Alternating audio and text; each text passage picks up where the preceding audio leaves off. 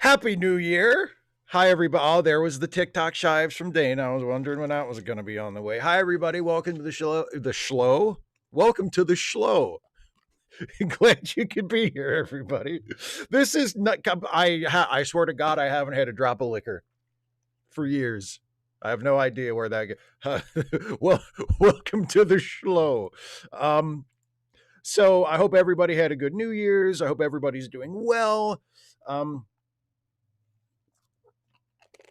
And as usual, we will be answering, or I will be answering questions that were submitted ahead of time by my wonderful Patreon patrons and channel members. So the Schlo Show, exactly, Kara. While I'm answering the patron and member questions, I will not be paying close attention to the live chat. So if you have something for me in the live chat, like the cynical optimist just asked a question in the live chat, which hopefully well, thank you, Debbie, for that super chat. I appreciate that. If you, like Debbie, were planning on being generous and throwing a super chat into the chat, that's great. I always welcome those. Those are always very appreciated. But from now on, if possible, please hold off on all of that stuff until I get through the patron and member questions, because after that, I will be able to pay full attention to the live chat for the rest of the show. So let us begin by clicking over to the patron and member questions and see exactly, Dana. You ain't got to answer a damn thing. Okay, let's see what the first patron and member question is. First one comes from William. You ought to know by now. Sheesh. Why, Steve? Why? Specifically, why is having not so pleasing a thing after all as wanting? Why is that? Um, because the grass is always greener on the other side, and we always want what we don't have. The things we have become the things we have, and we kind of get bored with those, and we want something else. We want something new. We're insatiable. We're impossible to satisfy. We always want something else. We're just really terrible people. Also, there's no good stories about having stuff. There's good stories about how you got the thing that you wanted. See, the wanting and the pursuit of the thing you want, that's the story. The having it isn't the story. That's why fairy tales end when, the prince and the princess, kiss and get married, and then it's and yada yada yada, they lived happily ever after, because that part's fucking boring. Nobody wants to hear about that. We can hand wave that. Anyway, that's it. They defeated the evil witch, and they got together, and they had a bunch of kids, and they ruled in happiness for the rest of their lives. It was great. Anyway, you don't want to hear about that, and you don't, because that's boring. Having is boring, narratively speaking. Wanting and pursuit of that which you want, that's the story. Wolfram and Hart, Happy New Year. My question is about a new series idea, but similar to Trek, actually, like Love Actually series. Have you considered a Trek adjacent series? Even got a first suggestion, topping Orville. What about brilliant dark Shakespearean gargoyles cartoon from the 1990s? Jonathan Frakes stars as complex antagonist Xanatos. Will Riker is mostly amoral billionaire. Also, Marina Sirtis as Demona. Other Trek guests: Dorn, Spiner, David Warner, Kate Mulgrew, Nichelle Nichols, etc. I'm probably not going to do a whole series like that, but I've done videos about the Orville in the past. I've done episode reviews or season reviews of the Orville, and if they ever do another one, I'll probably do a video about that as well.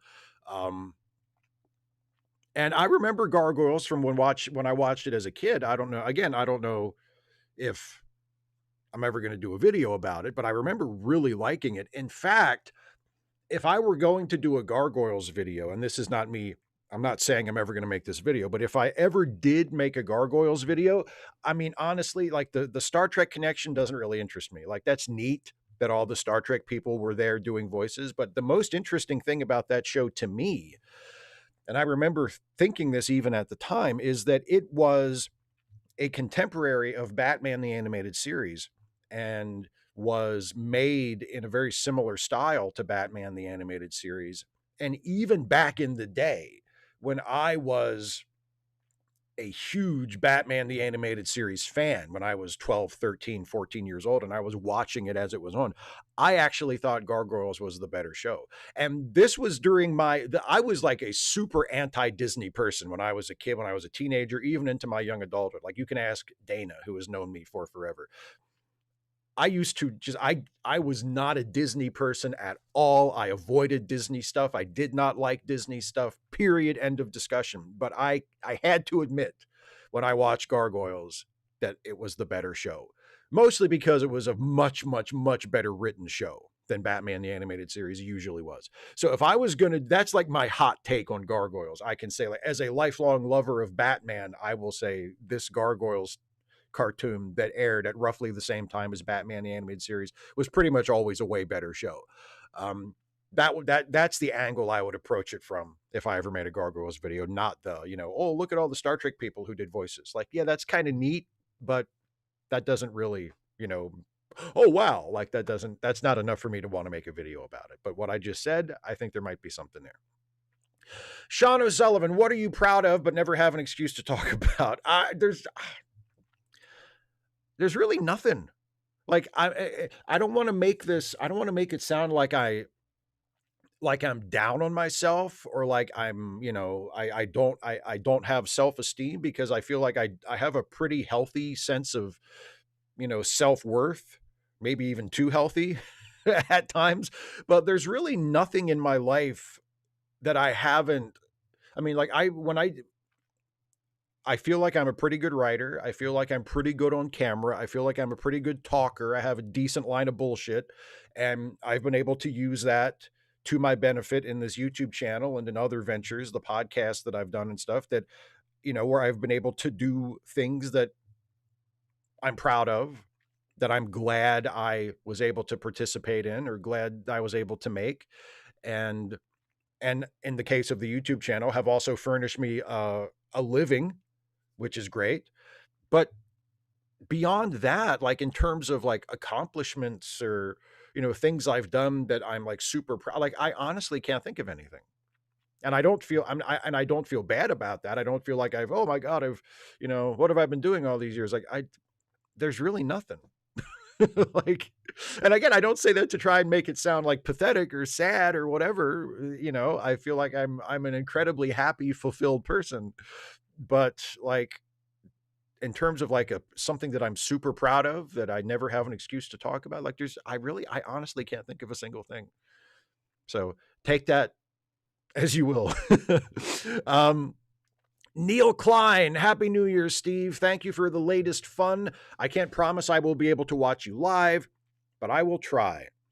I wanted to ask your thoughts on Gil Gerard, who passed away recently, and Buck Rogers in the 25th Century. That show was complete cheese, but lots of fun for the high school me. Just wondering if you ever saw it. Yes, I watched it when I was very young, so I barely remember it. I do remember it, and I do remember watching it, and I remember, Beady, Beady, Beady, and that, and I probably had a crush on Aaron Gray. I don't have a super clear memory of it. I remember watching it. I remember the general premise. I remember the general sort of look and tone of it. And yeah, I can see now that it was, it was pretty cheesy, If I went back and watched it today, I probably would get a kick out of it. I'd probably enjoy it, but I haven't watched it in so long that I can't remember anything specific about it. Other than, yeah, I watched it when I was, it sounds like you're older than I am. I remember watching it when I was a little kid and enjoying it. But that's really about it. I'm sorry, I can't give you more than that. Faragrim, hello and happy new year from my husband and me. I loved the Year in Limericks video. With 2025 behind us, what are some of the personal highlights last year? Do you have anything specific you're looking forward to in the coming year? I never hit the character limit, so I will this time. I am the very model of a modern major general. I have information, vegetable, animal, and mineral. I know the kings of England, and I quote the fights historical, from Marathon to Waterloo in order categorical. Beat that, Geordie. Personal highlights from last year. I mean, I saw Superman in the theater, 6 times? I mean, that's not really anything. I didn't have anything to do with it other than going to see the movie, but I thoroughly enjoyed it. I think I had a decent year in terms of my YouTube channel. I made some videos I was really happy with. Um, I thought the stuffy Christmas special this year was good. I thought the stuffy Turkey Day video was good. We did some good episodes of the Ensign's Log with Jason and Amanda. And Dana, had you already quit the show by this year, or were you still in a couple episodes this year? I can't remember. But anyway, but yeah, I think I had a pretty good year creatively.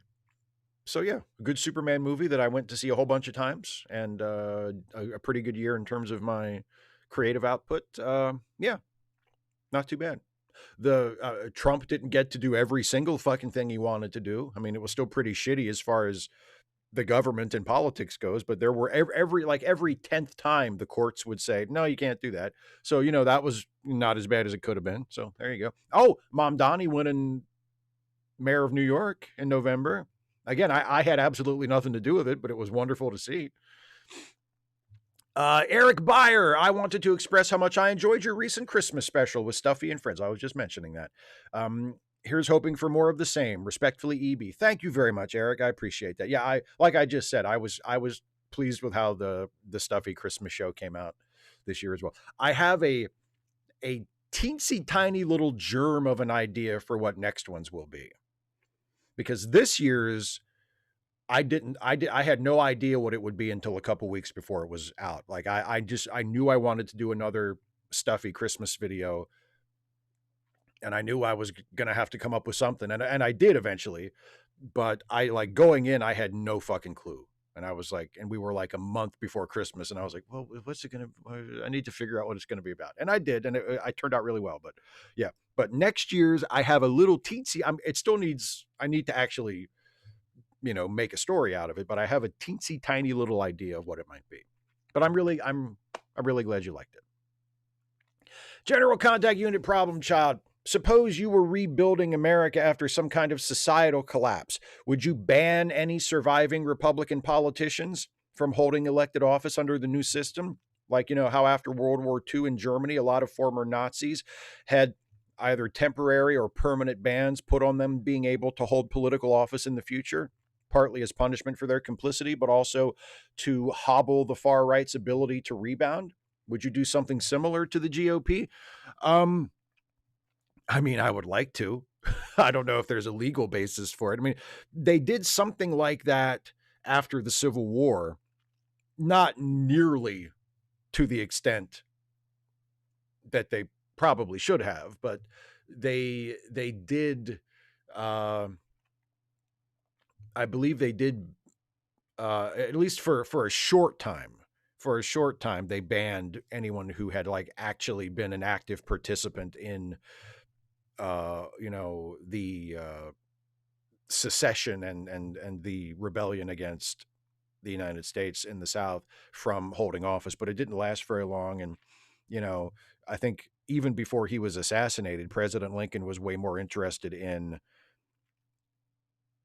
reintegrating the seceded states into the Union than he was in, trying to make sure that everything would, that the leaders of the Confederacy wouldn't be able to just go right back and, act like it never happened, which is eventually what did happen after, I think it wasn't very long, maybe a few years. And there were already, members of Congress and members of state legislatures throughout the South who had been in office prior to secession and then had been officers or officials in the Confederate States of America that were just right back in office like it never happened in the federal system. Like, it's so I mean, I would like to, but because so far the Republican Party has not done anything as drastic as, start a civil war and try to secede from the Union or anything. Like, I'll put it this way.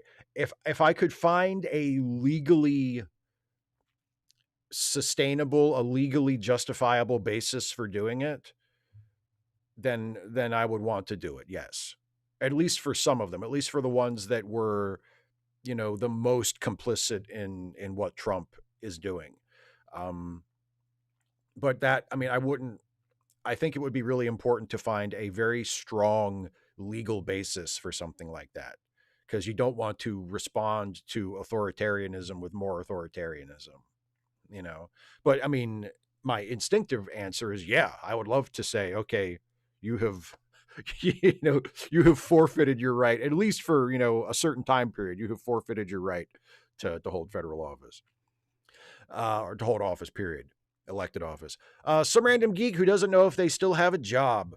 I can't be in the live chat for this ask away, not only because I was caught by my supervisor last time, but now if my coworker catches me on YouTube, Facebook, or Discord, he will report me to our manager. I have to be constantly working because you are paid to do a job. I did lose my cool, get angry, and yell at him because he said it is what it is. This is a statement that I hate with a burning passion when it comes to capitalism. Can I find a job in Seattle that pays $40? I hope you, if you do get fired, I hope you can find a job somewhere that's convenient for you, that you can, that will meet your needs. I'm really sorry you're going through this. I don't know what else I can say. It sucks. I'm sorry that you're having to, you know, worry about this. It's terrible to have to worry about, am I, you know, am I still going to have a job, like in this environment where if you don't have a job, who knows what the fuck is going to happen to you. So I hope everything works out as far as that. And some random geek with my follow-up, and what job in my area pays $40 that I, as just a high school grad, qualify for, that can allow me to goof off when there is time? Well, there's the rub. And since I can't be in the live chat, someone else is going to have to paste the links for Joanna, Phoenix, Joey, Naz the Neko, and Linequin in the chat, or just remind them about charitylinks.page, which I happily will. I have been giving Joanna Roberts money for her to live on for 8 years and with no end in sight. And I'm getting fucking tired of it. And with more who need help. So let's charitylinks.page. Let's all remember that. I'll remind us of it again at the end of the show.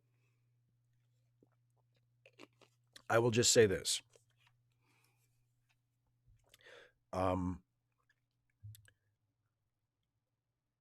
Whether or not you can goof off on the job isn't necessarily something that is a realistic expectation.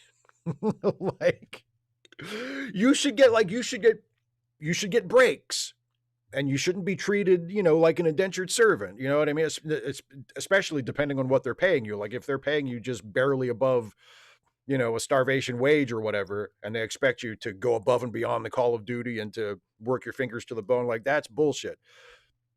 And you should be given breaks, and you should be given, you know, everything that you're entitled to. But like, you know, most people don't get to goof off at their job, you know, outside of those designated break times. Like most people, when you're on the clock and you're working, like your boss expects you to be doing your job. So I'm on your side, and I'm completely sympathetic with your situation. And I'm sure the bosses that have been hassling you are assholes, but like just as a general principle, like when you're at work and you're supposed to be working, you know what I'm saying? And it seems like you're taking that seriously now. You said you're not going to be in the live chat, which, you know, we'll miss you in the live chat, assuming you're not here. But yeah, I mean, you know, if this job is important to you, and if it matters to you, no matter how much it sucks, no matter how much you hate it, you know, you need to take whatever steps you need to take to make sure you don't lose it. And if that means not goofing off as much on the clock, especially now that you know that your boss doesn't want that of you, that's just what you're going to have to do, man. You know, I'm sorry. It sucks. I wish that wasn't the situation, but it seems like I won't say it is what it is, but it does seem like that is the situation. MW Ridra, Happy New Year, Steve. Was looking back on 2025, trying to think what parts about it were good. We got a good Superman movie, and we got like 1 week where Trump shut up, and that was nice. But that's all I can think of. Do you have any more 2025 good times to add? Here's hoping 2026 is a lot better. Maybe this will be the year he finally kicks the bucket. Boy, fingers crossed. Yeah, remember that week where Trump really didn't say anything and he wasn't seen in public and everybody just kind of thought he was dead? And it was like this nationwide wishful thinking where everybody was like, come on, like let it be like the death of Stalin. They found him laying dead on the floor in his own piss one morning, and and nobody said anything because they're trying to figure out what to do next. Like, please let it be that. And of course, it wasn't that. But yeah. Um, any more good times to add in 2025? Yeah, well, Fantastic Four was pretty good too. Actually, I mean, I look, Superman was probably the highlight of the year for me in terms of entertainment, just because I did really like it a lot and I went to see it so many times. But there were a bunch of really good movies this year. Um, Not only Superman, but Sinners was really good. A couple weeks ago, I watched um, One Battle After Another, which was fantastic, just an absolute masterpiece. Um, Weapons was really good. Actually today, I just watched If I Had Legs, I'd Kick You, which was amazing, excellent. So yeah, I mean, it was a pretty good year for movies. Uh, Kind of a shitty year for lots of other things, unfortunately, including things that are a lot more important than movies. But if you were looking for something to watch, to be entertained by, or to be enlightened by, or you know, whatever, ennobled by, it was a pretty good year for movies. It was a pretty good year for movies. Brian, the Borg are a democracy and Star Trek's representation of the United States global hegemony. Agree or disagree, and why? I don't know about the democracy part. I can kind of see them as representing the US's global hegemony. I don't think that's at all the intention of the writers. I don't think any Star Trek writer has ever meant for the Borg to be represented that way, but I suppose you can take them that way. And I mean, they have kind of teased the edges of that from time to time. Like in Deep Space Nine, there's that little speech that they give Eddington after he reveals that he's a member of the Maquis and turns his back on Starfleet, where he says that the Federation is worse than the Borg because, with the Borg, up front what you're dealing with, but the Federation is more insidious.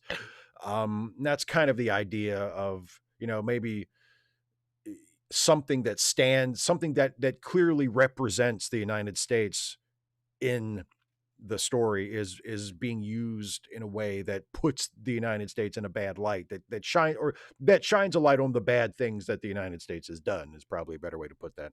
But I don't think the Borg has ever intentionally been a metaphor for the United States and the sort of creeping dominance that the United States imposes on other countries. I think you can read it that way.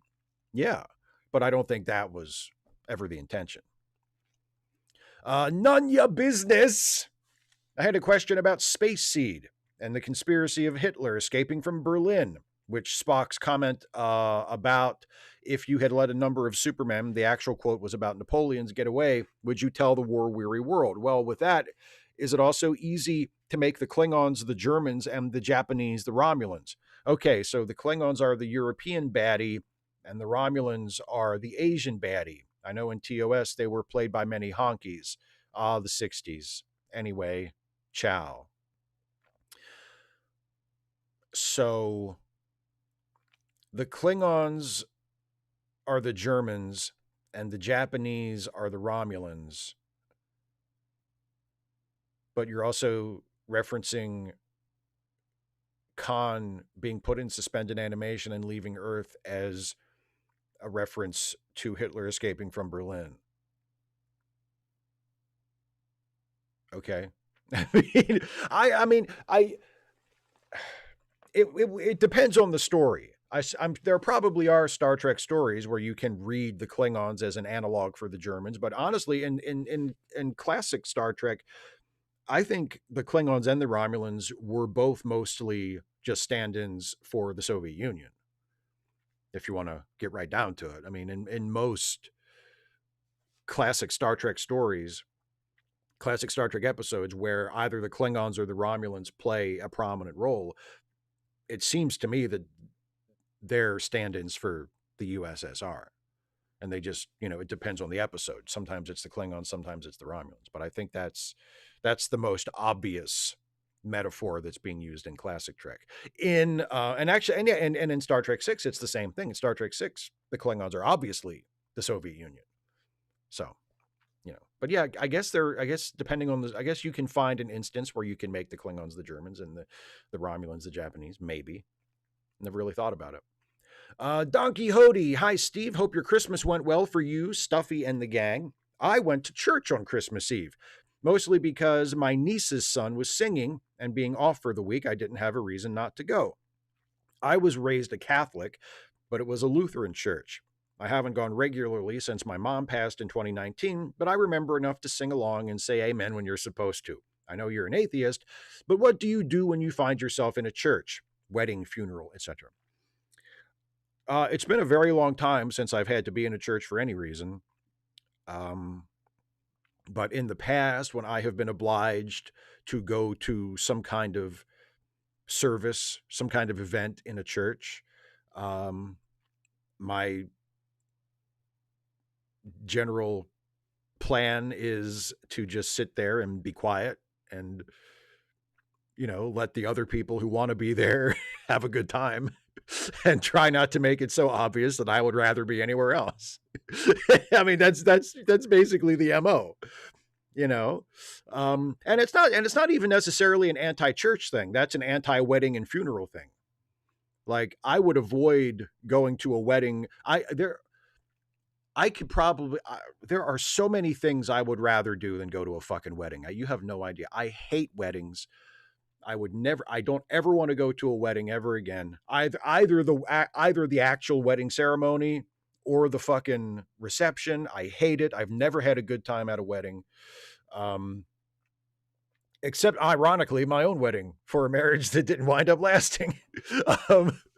But yeah, I hate weddings. I'm not a big fan of funerals either. I'm not a big fan of any sort of big overblown, public ceremony like that. So it's more of that than the church thing. I mean, I'm not a huge fan of church either. I'm not necessarily looking for reasons to go to church. But if I have to go, I behave myself. I'm polite and I, sit in my seat and I pay attention or try to look like I'm paying attention and, wait for it to be over. Danny K. Hey, Steve, what is your favorite piece of Star Trek memorabilia that you own? And what is your most sought after? Thanks. Hope you had a lovely holiday season. Favorite piece? I don't know. I mean, I don't like all the Star Trek stuff you see behind me. Here you can see it better if I change my shot a little bit. All the Star Trek dolls back there, like I got those for those Star Trek photo comics that I used to do that I don't really do anymore. Just because I don't have time. Like I have a bunch more of them written that I just don't have time to actually make. But that's why I got all of those. So I don't really look at them as like collector's items or memorabilia. They're just things that I sort of acquired because I had a project for them. And I do really like them. I think they're neat, but I don't really view them as like memorabilia or anything. I got a little replica communicator like from TOS a couple months ago, because I got it to use with the last Starfleet jobs video I did. The Starfleet journalist, I wanted him to have a little flip open communicator. So I got one of those off of eBay and it's kind of neat. So I guess maybe that, but like, I don't really collect stuff. Like I don't really have a sought after piece of Star. I mean, I don't know if you would call any of it memorabilia. Merch, I don't think it's memorabilia. But yeah, the little communicator thingy was kind of neat.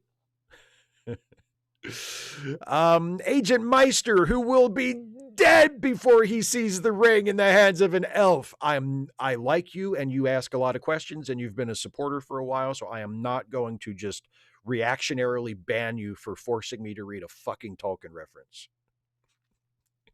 But let's try to keep those to a minimum, shall we? Happy New Year, Steve. Pretend that the Star Trek franchise is a documentary about life in Starfleet. We see threats starship crews have to contend with: the Borg, the Dominion, black holes and wormholes, alien viruses, warp core breaches, being whisked away to the Delta Quadrant, being forced to live lifetimes in the space of a day, Luoxana Troy. Knowing you could be facing the above on a regular basis and more besides, would you still want to join Starfleet? I think I'll stay on Earth, aka Utopia. Thank you very much. I don't think I would join Starfleet. No.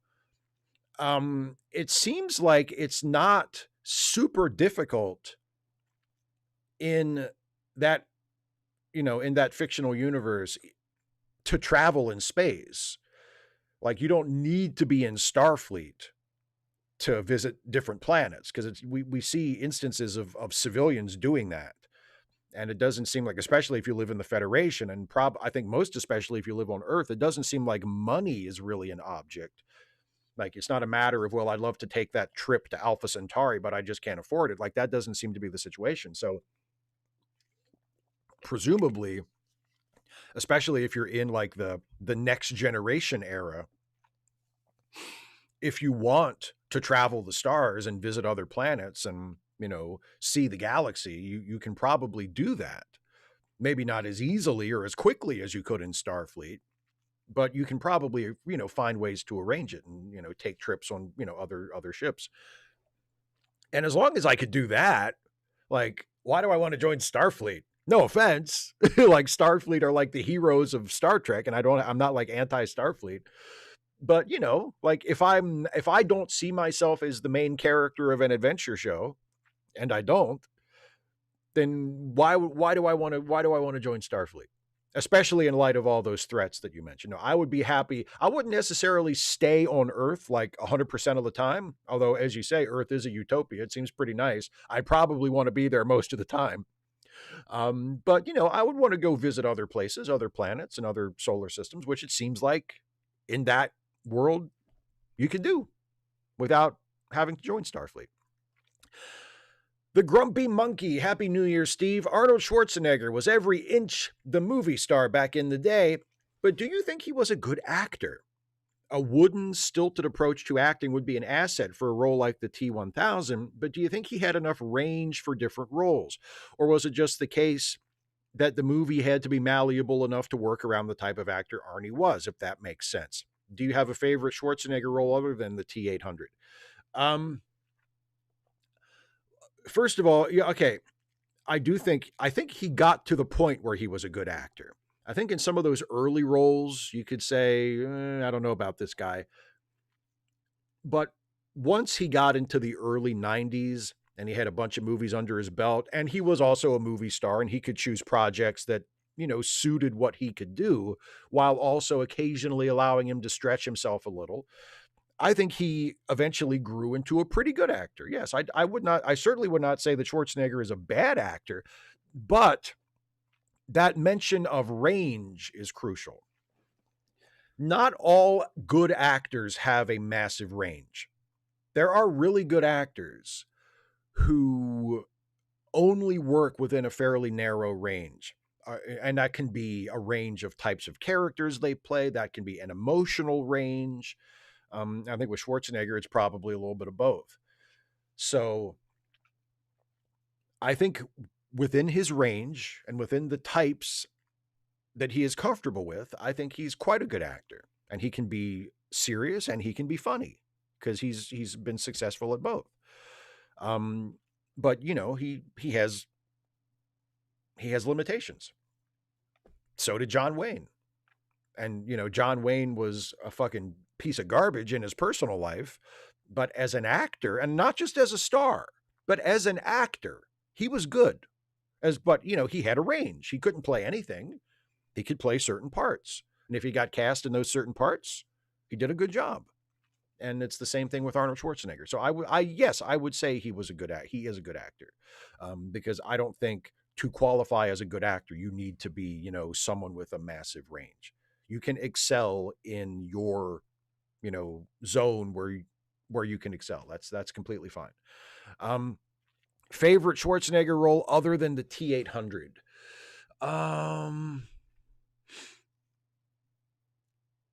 I had it a second ago, and then I'm like, oh, I thought he was really good in True Lies. And you talk about, I mean, that's again, it's the, the same basic type that he usually played, but with some comedy in there.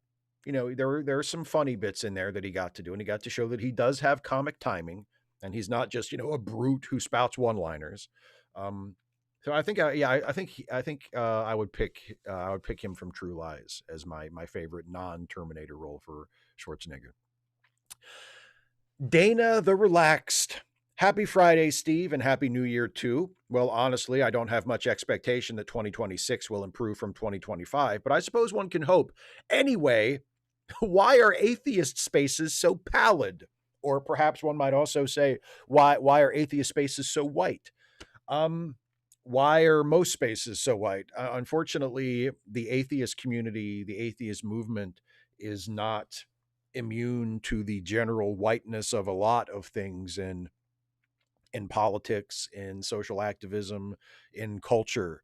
Um, when the new atheist movement started in the early 2000s, it was centered on three or four white guys, who wrote books and became prominent figures in that movement. Richard Dawkins, Christopher Hitchens, Sam Harris, Daniel Dennett, and they're all white guys. And they attracted a lot of other white guys who admired them and wanted to sort of learn at their knee. And that defined the character of the movement. Unfortunately, it's not just overwhelmingly white, it's also overwhelmingly male, and again, I think for similar reasons. And it's unfortunate. There are tremendous black voices, or at least there were when I was paying attention. I don't really follow the movement as much anymore, but one of my favorites was always Sikivu Hutchinson, who what I thought, and she's more active in just more general sort of, social activism spaces now, instead of specifically like atheist or, secular activism. But I always thought she was great. And she reached a certain level, like she attained a certain level of prominence, but, never broke through to like a major celebrity within the movement level or anything. But I always thought she was great. And there are others as well, but it just, and also a lot of the atheist spaces online became centered on arguing with people and, trying to prove other people wrong with logic and reason or what we vainly, said was, logic and reason and good arguments. And for whatever reason, the internet kind of encourages that as like a white dude thing. Not that there aren't black dudes or black women or people of any gender and any color that don't also have, the tendency to just want to argue with everybody and fight with everybody and prove how smart they are. Like, I think that crosses all barriers, but for whatever reason, that seems like a particularly white guy thing to do. And that was, the favored pastime of the atheist movement for a very long time. So it's a lot of factors. It's a lot of factors. And it's one of the things that I think kept the atheist movement, at least as it existed back 10 or 15 years ago when I was more involved in it, from actually growing up and, having anything meaningful to to contribute to society in general. And Darthay, new members log, stardate 31122.5. Managed to submit my question for the next meeting before midnight. The ensign who chairs this meeting has been a great comfort to its members, especially this year. Personally, my support for his endeavors has been guaranteed for the coming year at least.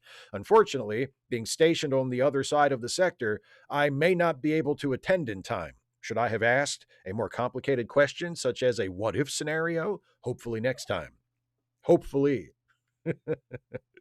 So you refer to, I guess, the ensign who chairs this meeting is me, which makes sense because like on the ensign's log, I play a character who is an ensign. But in terms of this, like, aren't I the admiral? I'm like in terms of like my YouTube channel and the supporters and viewers and such who like watch my shit. Like I'm not the ensign, am I? I'm in charge of this motherfucker. Like, I'm at least the captain, if not the admiral, right? I don't know. Anyway, thanks for being a member. I appreciate it. Jan, I'm asking this in 2025 and you are answering in 2026. I'm a time traveler. One of my hopes is for no new war in the new year. Yes, that'd be nice.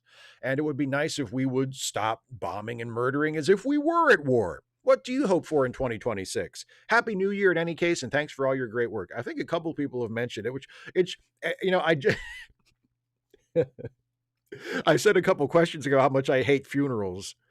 There is one funeral I do kind of wish that we would get to see this year.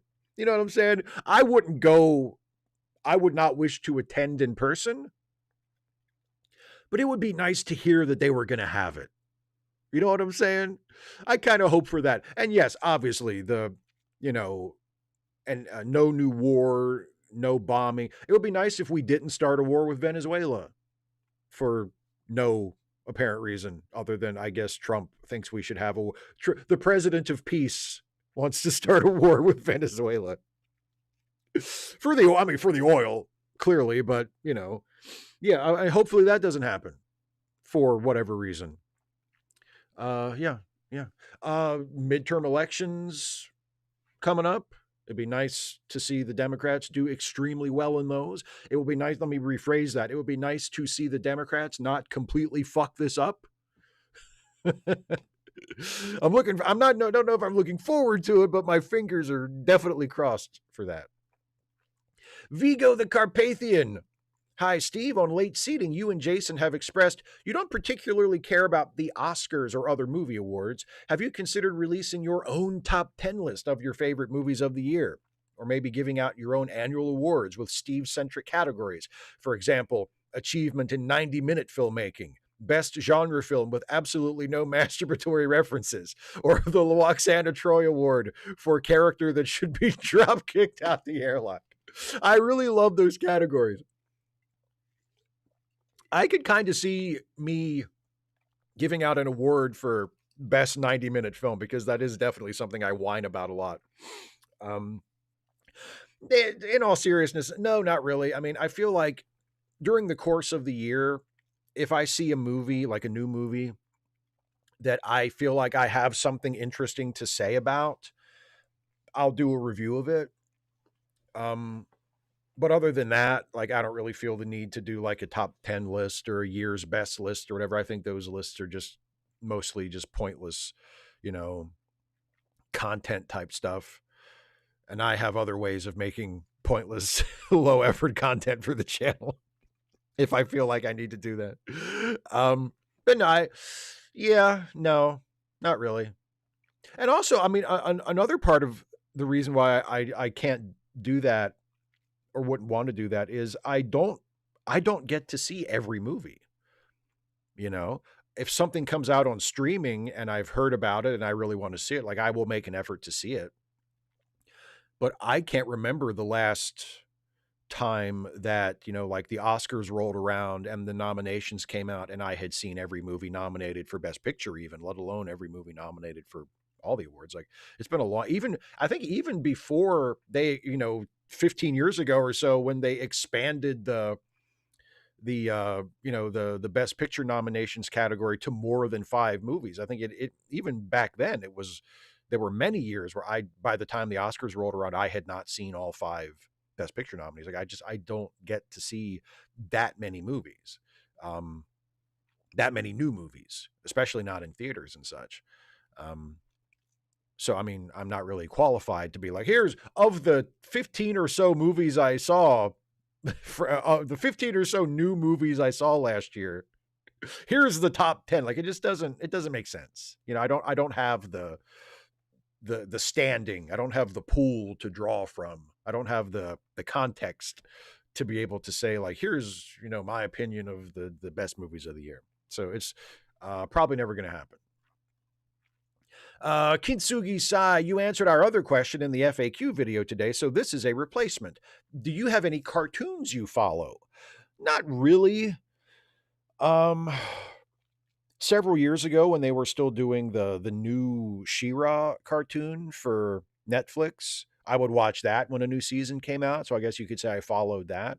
When they were still making BoJack Horseman, I followed that and watched that whenever there was a new season. But there's not any that I'm like following actively right now. I mean, if something comes out that I think looks interesting, I'll watch it. But there's nothing that I can think of right now that I'm like, oh, that's like my current favorite cartoon. Like I don't really have one. So I don't know. I wish I had a better answer to the question, especially since it was your replacement question. Andy Lawler is bracing himself for continuing and likely worsening bullshit in 2026. Hey, Steve, Matt Jeffries created the iconic Starfleet ship design in the mid-60s. It's recently been found that rather than Miguel Alcubierre's real-world forward-aft engine ring design, Jeffries' port starboard cylindrical nacelle configuration is actually the necessary design to generate a warp bubble. Do you think it's pure luck that the show was able to predict this 60 years ago? Thanks and Happy New Year, everyone. Oh, yeah. Yeah. I don't think Matt Jeffries was thinking in terms of warp bubble. I don't think Matt Jeffries was thinking in terms of how would this ship actually work if it were real. He was trying to create like a cool design that made sense, that was unique, but also kind of familiar. It had like the flying saucer top that people would recognize, but then it also had the extended sort of secondary hull underneath and the engines off to the side. Like it just, it's a really nice looking design that is, that you see it and you instantly think Star Trek, right? It doesn't look like anything else. Like the ships in Star Trek, especially the Enterprise and its various configurations and its various versions over the years. Like there's nothing else that looks like it. It doesn't look like a classic sci-fi rocket ship. It doesn't look exactly like a flying saucer, although there are flying saucer elements.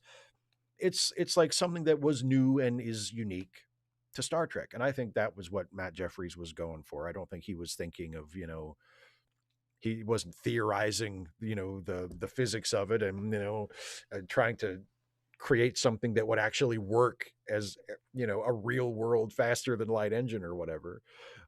So no, that is just a happy coincidence. And I didn't even know about that until I read your question. I have no idea. So, but that's kind of cool. But no, that's completely a coincidence. John Burns, I'm laughing my ass off about the Epstein files. Yeah, I hear they're a real knee slapper. The redactions can be unredacted by copying them to a Word folder, which might have happened because Elon Musk with Doge cut spending, including for Adobe subscription memberships. Boy, talk about screwing things up. Anyway, here's hoping that the new Orville and Stargate series might lead to more dark matter. Am I right? Yeah, I don't know. I still haven't watched any dark matter, so I don't really have a horse in that race. I don't really care. But for your sake, I hope so. Yes, I hope so. And yes, I agree with you. It is absolutely hilarious that the reason why you can see through the redactions in the Epstein files is because Elon Musk canceled the Adobe the Adobe subscription. So they didn't get they didn't get access to, permanent redactions. Is this one of the few cases where the enshittification of the internet and the enshittification of like modern consumer products in general actually worked in our favor? Because it's like something that Adobe created to try and screw people out of a few extra dollars, make them pay extra so they can permanently redact stuff in their documents. And it actually worked out for us in this case. Stephen G. Clenard. Hey, Steve. So it turns out that taking a shit on the grave of Burl Ives is illegal. The statute on this is oddly specific. 10 feet to the left or right, and I would be off scot-free. Anyhow, I am asking that my legal defense fund be placed in the charity links again. Thanks. Hashtag destroy Christmas. Oh, well, okay. We'll encourage everybody to contribute to your defense fund. So it's specifically illegal to shit on Burl Ives's grave, but it's legal to shit on anybody else's grave. So have you thought about like next year maybe shitting on Wilfred Brimley's grave? Because not that I have any, as far as I know, there's nothing wrong with Wilfred Brimley, and I don't think he has any specific connection to Christmas, so that might not scratch that itch for you. but he looks kind of like if you there's a similar appearance there. You know, if you look at Burl Ives and you look at Wilford, like Burl Ives is kind of a plumper Wilford Brimley. If you kind of squint and look, they look sort of similar. So maybe you could like shit on Wilford Brimley's grave legally, but you're telling yourself that you're shitting on Burl Ives' grave, and that maybe that'll, you know, you'll be able to get it out of your system in more ways than one that way next year, and then you won't have these troubles. That's just, I'm not trying to tell you how to live your life. I'm just making a suggestion, you know. Unless David Colby is given the NX-01 in 24 hours, he will explode Starfleet Command with a laser. I don't really got a question. I just finished Star Trek Enterprise, and it was really fucking good. A lot of things I remember being bad were good, and things I remember as good were better than I remembered. But I think one of my favorite things is the Mirror Universe episode and how it understands just how much the evil universe sucks. I love how much Evil Archer sucks. It's not just that he's evil, he's also so goddamn stupid. I love it. Hoshi is playing him the entire episode. It rules. It's all right. I mean, the things you're describing about it are things I remember liking about it too. Like I also like the fact that Evil Archer was a complete dipshit, and I thought Scott Bakula played that wonderfully. But it's a fucking two-parter, and it's like, God, are we really doing a fucking two-part Mirror Universe episode in like 2004? Jesus Christ. Like one of the mercies of Voyager is that there was no Mirror Universe episode, you know? And one of the flaws of Deep Space Nine, my beloved, is that it did way too many fucking Mirror Universe episodes. Like, enough with the fucking Mirror Universe. It's a joke that's been told. Jesus. You know, but then again, keep in mind, for just, you know, context, I am generally not as big a fan of season 4 of Enterprise as other people are anyway, just as a rule. I mean, a lot of people, especially a lot of like hardcore Trekkies, seem to view season 4 of Enterprise as like inarguably the best season, and I really just didn't dig it that much. It had some good episodes, and the two-parter right before the finale, you know, I thought was excellent. And the episode I reviewed not too long ago in my retro reviews, Home, which was the third episode of the season after they came back from finishing the Temporal Cold War. That's a good episode. There are good episodes in the season, but like most of the things about season 4 that the hardcore Trekkies really like, oh, they're getting into the lore. That's the stuff that fucking puts me to sleep. I couldn't give less of a fuck about that. Oh, they're setting up. Well, they're setting up the Federation. I don't fucking care. Fuck. I don't care how the fucking Federation started. What the fuck do I care? Tell me a story. Fuck. But anyway, so that's just where I come from. But look, I mean, I don't hate Enterprise. I don't think season 4 is the best season. But you know, I would put Enterprise above Voyager as far as like my personal ranking of Star Trek shows. I never thought it was awful. It's just I don't think I like it as much as you seem to like it now. Like I thought it was mostly just kind of, oh, look here, let's do another Star Trek show. You know, the cast is likable. There are some really good episodes every now and then. I like the ship. I like the design of the ship. I really like that version of the Enterprise, especially the interiors. But in terms of like characters and stories and things that really like get me involved in it as a show, here and there, you know, but nothing consistent. But I'm really glad you watched it again, and I'm really glad you enjoyed it. Stephen McGann, greetings, Steve. Loved the Star Trek FAQ video from last week. Here's an interesting bit of information about the Kelvin timeline that you may know.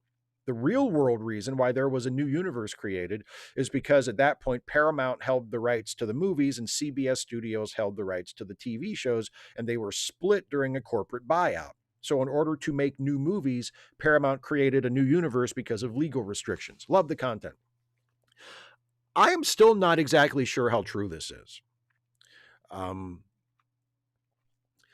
You didn't mention the 25% rule, which I'm almost certain is bullshit, but that a lot of people, especially a lot of like self-appointed internet, you know, critics, started saying as though it was a widely known rule that, well, the the movies had to be 25% different, and like, well, as if there's like, what does that even mean, 25% different?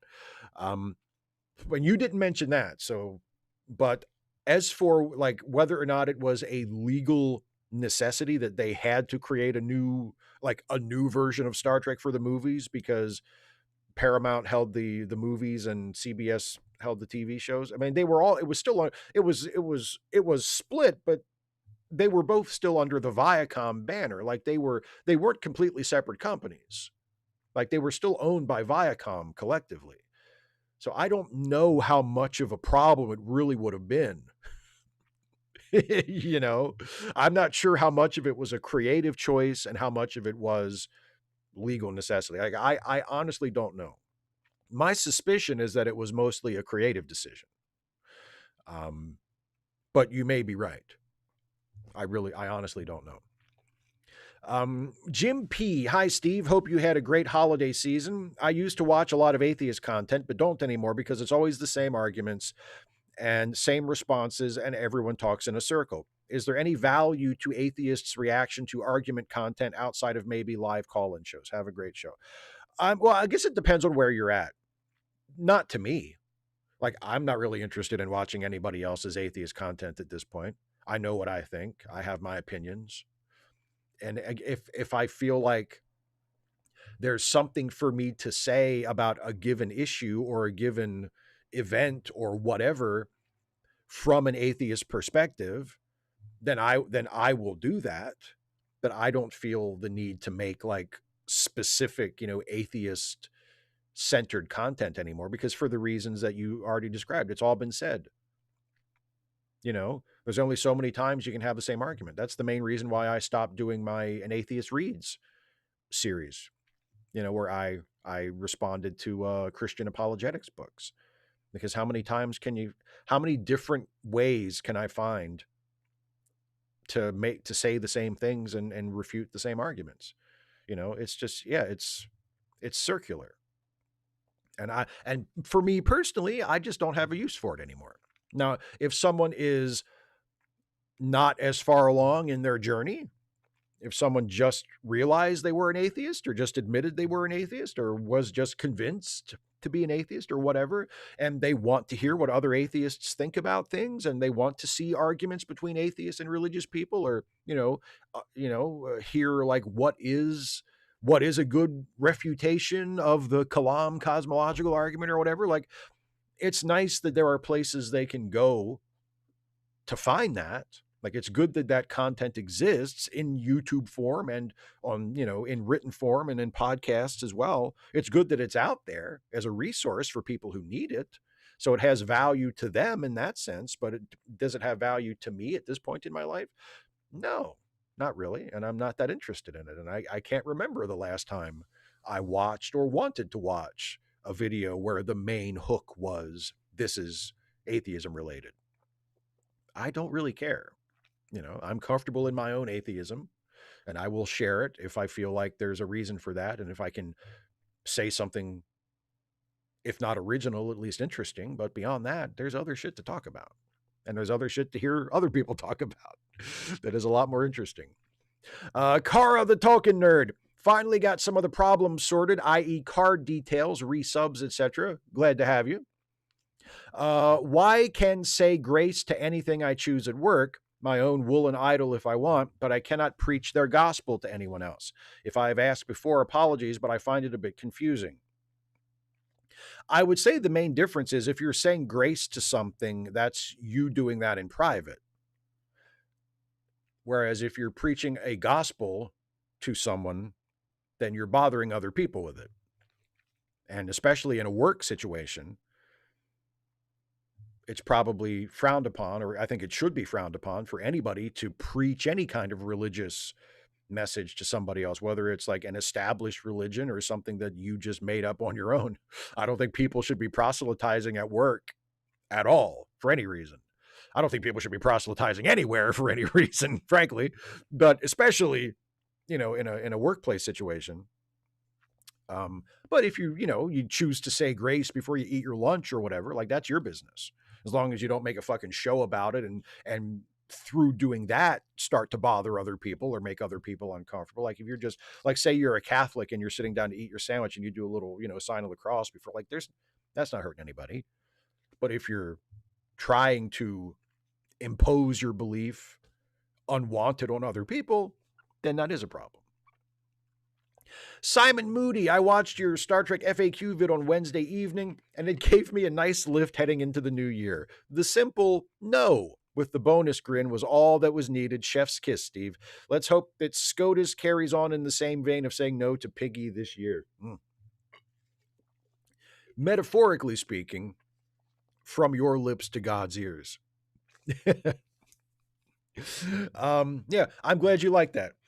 I think actually that was that I'm really glad you liked me answering that question with a simple no. There's a much longer answer to that question. When I was editing the video, the rough cut of that video was 1 hour and 43 minutes. And I almost released it that way. And then I said, no, fuck that. I'm sticking to my guns. I'm holding myself to my own self-imposed standard. I am not going to release a video that is over 1 hour long. I'm going to cut it down to under 1 hour. And I did. And I cut out a lot of questions that I recorded answers for that I might come back to in a future video. And I shortened some answers as well. And that was one where I think it works really well. I mean, I did have a lot more to say, but I think the answer to that question that is in the video of, but aren't you worried? Don't you want people who disagree with you politically to watch your videos too? No. Like that works better than the longer version. So I'm really I'm really glad you like that. Isaiah Taylor, here's a link to an article that I found a few weeks ago about Voyager. This is Voyager, the space probe, by the way, not Voyager, the Star Trek show. This is truly incredible. I sometimes have a religious experience trying to understand how the engineers and scientists pulled it off. Pioneer, Voyager, New Horizons, these things will travel on long after we've gone extinct. Pioneer 11 will pass the star Aldebaran and the constellation of Taurus, the Bull, in 3 million years. It's freedom, sweet freedom. I mean, I agree. I think those space probes are some of the noblest things that human beings have ever made. And I don't say that. I'm not trying to be hyperbolic when I say that. I genuinely believe the audacity of it, the hopefulness of it, the almost heartbreaking, instinct of, wanting to reach out to the universe. Is anybody out there? Is anybody going to see this? It's like planet Earth is the person on the desert island writing a message in a bottle and throwing it out to the sea in the vain hope that somebody, somewhere, sometime will see it, will read it. There's something so just, beautiful about that. And yeah, I love thinking about those space probes. I don't know if I would quite call it a religious experience myself, but I'm glad that you have that. But I mean, no, I'm in awe of it. I'm in awe of the technological accomplishment of them. And I'm in awe of just the spirit and the audacity and the optimism that is necessary to do that.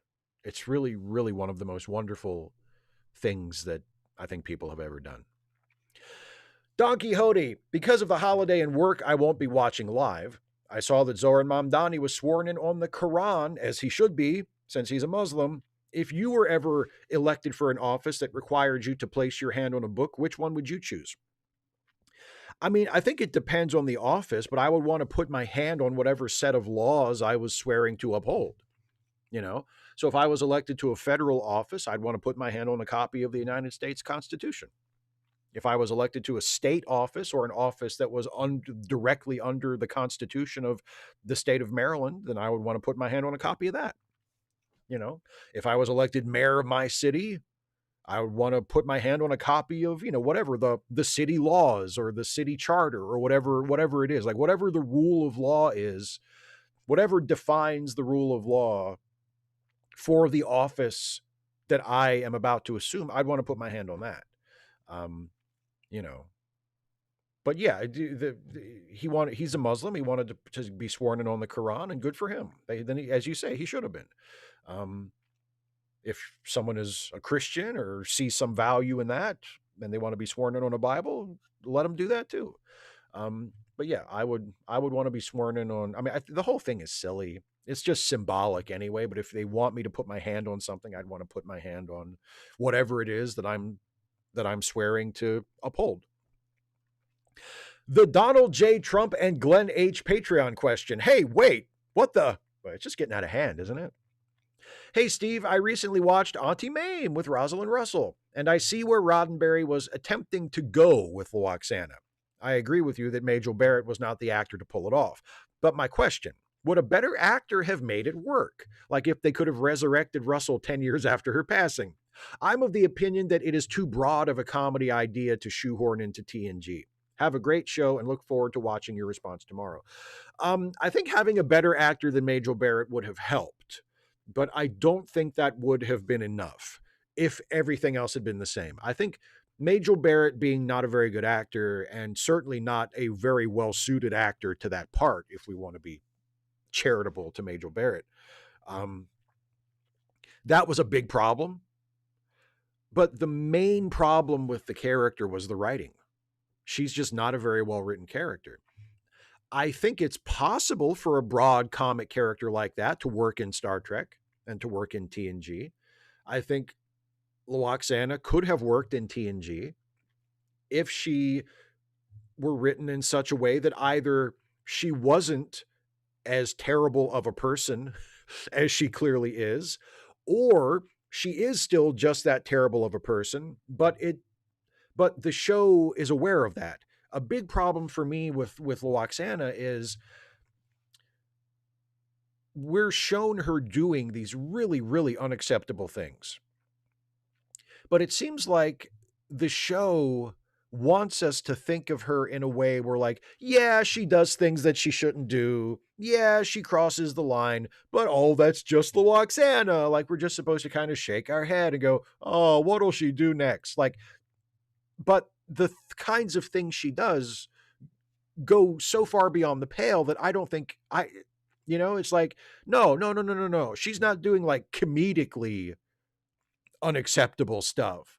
She's doing like really fucked up stuff. And she's a really bad person. And she's really bad to her daughter. And she's really bad to other people that she kind of, sticks her nose into their pride. Like she's a bad person that nobody should want to spend any time around at all if they can help it. And if that's how they wanted the character to be, that could have worked if the show had realized that's who she was and had written her and presented her with that awareness. One of the biggest things that will kill a TV show or a movie or whatever for me is if I see that there is a gap between who the creators of the show think a character is and who that character actually is on screen. That was one of my big complaints with the Zack Snyder version of Superman as well. Like characters in those movies, at least like, the other good guy characters in the movies, except for Batman at first, who hates his guts. And in that context is completely right because that Superman is awful. But like, they still talk about him as though he's just classic Superman, as though he's like the worst Superman. We never see him save anybody. He's sullen and grumpy all the time. He fucking kills the bad guy in the first movie when he definitely didn't have to. Although that's another thing that we're meant to think that he had no choice, but actually it's obvious he had many choices other than snapping Zod's neck. But the writing didn't fill in all those holes. The writing just assumed like, well, if we tell them that he had no choice, then they'll just go along with it, right? And but it's like we're supposed to think of him the same way we think of other versions of Superman as like this great hero. Except if you actually watch the movie, that's not who he is. So there's that gap. And with Loxana, it's the same thing. We're supposed to think, oh, she's just a rascal. She's just a rascal who just, comes in and stirs things up. No, that's who you want her to be. Maybe that's who you as the creators think she is, but that's not who she is in the show. So you need to get rid of that gap one way or the other, either by changing her behavior or by changing the level of awareness of her behavior in the show. That was the big thing that needed to change. But obviously, replacing Majel Barrett with Rosalind Russell would be an improvement. Captain, happy 2026. Any resolutions this year? You don't seem like the resolution type, but just in case, here's a soapbox. Mine is to turn the House and Senate majority to Democrat. I know that's a tough one to keep, but I'll try my damnedest. And other topics, great job with the singing in the public domain vid. Your velvety low tenor is absolutely better than mediocre. Only 379. What else? Hey, what's your favorite Richard Dean Anderson role?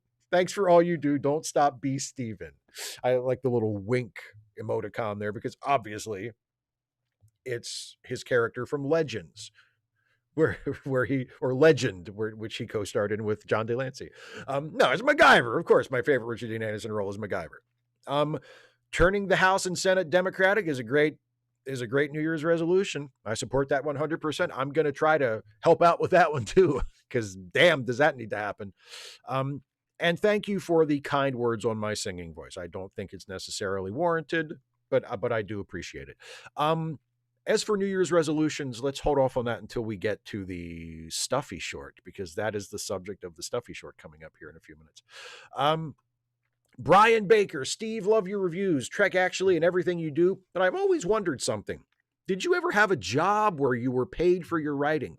I wrote for a local newspaper for a while after getting my English literature degree, and I've been freelance for many years. What is your CV? Keep up the great work. In terms of professional writing, there is no CV. I've never been paid as a writer. I've never had a job as a writer. Yeah, no, I've never had a job as a writer. It just seems like a hustle that I'm not suited for. Because like I never had any aspirations to be a journalist. So I never thought of even trying to get a job as a writer at a newspaper that would be, theoretically like a steady gig. And I don't know if I have the stamina or the get up and go, let's say, to be a successful freelancer, to submit things, to sell, to pitch, to sell stories, in addition to actually, writing them. Like I admire you. I admire you for being able to do that for so long. But yeah, I love to write. I still consider myself first and foremost a writer. But writing stuff for my YouTube channel is just about the perfect writing job for me. Like that suits my level of energy and motivation, my proclivities, my various interests, like just about perfect. So I've never had to actually, even as a writer, I've never actually had to work for a living. I've truly had a blessed life. Russell, yesterday marked the first day of changes to our EBT policy. And since I work in retail, this affects my job and my employees as well. First, regardless what your viewpoint is on the subject, I think it's safe we can agree the staff have no control of the policy. I can't say how frustrating it is to deal with people who just want to yell at you for things you can't help. Age-restricted items are another issue. Have you or someone you cared about ever been scapegoated? How would you handle it? No. And although I think what you're describing would technically be scapegoating, I feel like that's taking it a little far. Like you're absolutely right. It is completely unfair. It's always if you're mad at like something that is a company policy, or in this case, even beyond that, it's like a matter of law, that the people at that store have no control over. Like it's never fair to take it out on them. You should never yell at like the person ringing you up or even the store manager, especially if it's like, something that's part of a big national chain, or if it's like, what qualifies for payment by EBT or whatever. Like if it's something that it's a decision that was clearly not made by anyone at that place, and some of them might not be happy about it either, it's never fair to take it out on the people who work there. They have a tough enough job. Right. So you're absolutely right to be to be upset about that, because nobody should do that. But at the same time, they have a reason to be upset too. And they're probably just taking it out on the person that's in front of them. It's not fair and it's not right, but it's a natural human reaction. And I feel like it's a little far to call it scapegoating. It's not fair. And if someone yells at you or one of your employees for something that you have no control over and you didn't have any part in deciding, yes, that's not right and it's not fair, and you have every right to feel like you've been mistreated or to feel like upset about it. But scapegoating that's an awfully dramatic term. And no, I have never been scapegoated, not to my knowledge. And how would I handle it? That would depend on who is scapegoating me for what. And finally, last question, and this one is also from Russell, because Russell is a double supporter. He is a patron and a member. And for his member question, Russell says, "Hey, Steve, I asked a while back about Kelly and said I'd been chatting to another group. Well, I posted my question, and there were some Kelly defenders." This is an NYPD Blue question, by the way, for the uninitiated. "All in good fun, mind you, but still defenders. I still maintain covering up a double homicide, fictional character or not, is enough grounds to get you booted. Anyways, I am now currently back in the Simone era. That first meet and greet between Bobby and Andy is amazing. What are some of your favorites, two Andy and Simone bits, season 2 Andy and Simone bits, or season 2 in general?" So, I honestly don't remember specific seasons at this point. It's been so long since I watched the show all the way through. So I think there's the moment in season 2 where Bobby saves Andy's life, right? Isn't there a moment relatively early in their partnership where Bobby saves Andy's life? And I remember, and it might even be the same episode, because that's kind of the episode where they sort of bond, where Andy finally accepts him as his new partner. And it might be the same episode where when Andy's marrying Sylvia and he asks Bobby to be his best man. And of course, and Andy's dialogue is always so great, especially in those years when David Milch was writing the show.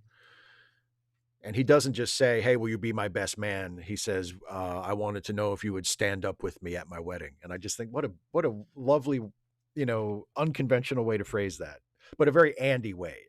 Because Andy wouldn't say, "Will you be my best man?"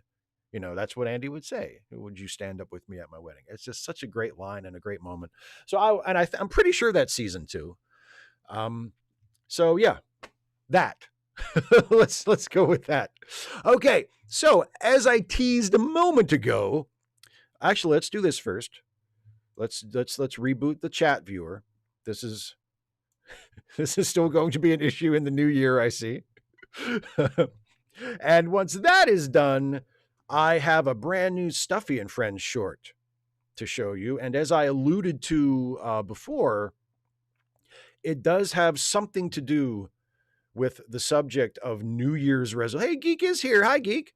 It does have something to do with the subject of New Year's resolutions. So I will show you all the Stuffy short, and then I will be back after that, and we can spend the rest of our time together, and I'll just be paying attention to the chat, and everything will be great. So anyway, this is a brand new Stuffy and Friends short that you're about to see, and it goes up on its own as a standalone YouTube short tomorrow. But because you have the good judgment and taste to be watching this live stream right now, you get to see it before anybody else. So please do now enjoy this brand new, hot off the presses, Stuffy and Friends short.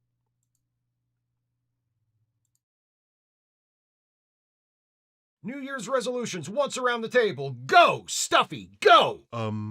I'm going to lobby the local government to block the Trump administration from opening an ICE detention center in Hagerstown. I admire your willingness to bash your head against a wall over and over again in defense of human rights, and I mean that sincerely. Hans, go. I resolve to travel to the town of Sovetsk, formerly known as Tilsit, in the Russian Oblast of Kaliningrad, and to make a pilgrimage to the birthplace of Armin Mueller-Stahl. That's a thing you can do? Yeah, it is a recognized heritage site. Okay. Cool. though I confess that even if it were merely the private residence of an ordinary citizen, I would still plan to undertake the journey, knock upon the door, gain entry by persuasion if possible, by force if necessary, and pay my respects to the place where my idol first drew into his lungs the corrupted air of this tainted and sinister world. I applaud your determination. Danke. I agree. Good luck, Hans. I hope you're able to pull off the first successful German invasion of Russia. Jack, go. Go where? You're kicking me out? What? No. Nothing but sit here, you pushy bastard. What's your New Year's resolution? I'm just asking you what your New Year's resolution is. Right. Revenge. Same as last year. Revenge against who? I'll have to check me files for outstanding cases, won't I? I don't know who I need to take revenge on from memory. Trying to keep track of that many people without writing it down will do your head in. It's good that you have a system. If something's important, it needs to be treated with importance in it. I agree. And that's what New Year's resolutions are for. Important things. What about you? Yeah, what do you resolve for this new year? Oh, I'm gonna put away this little Christmas tree and put the lamp back here on the table. Probably sometime in the next few days. Maybe even tonight, if I think about it. And that's important enough to make it a New Year's resolution? I think setting reasonable goals is important.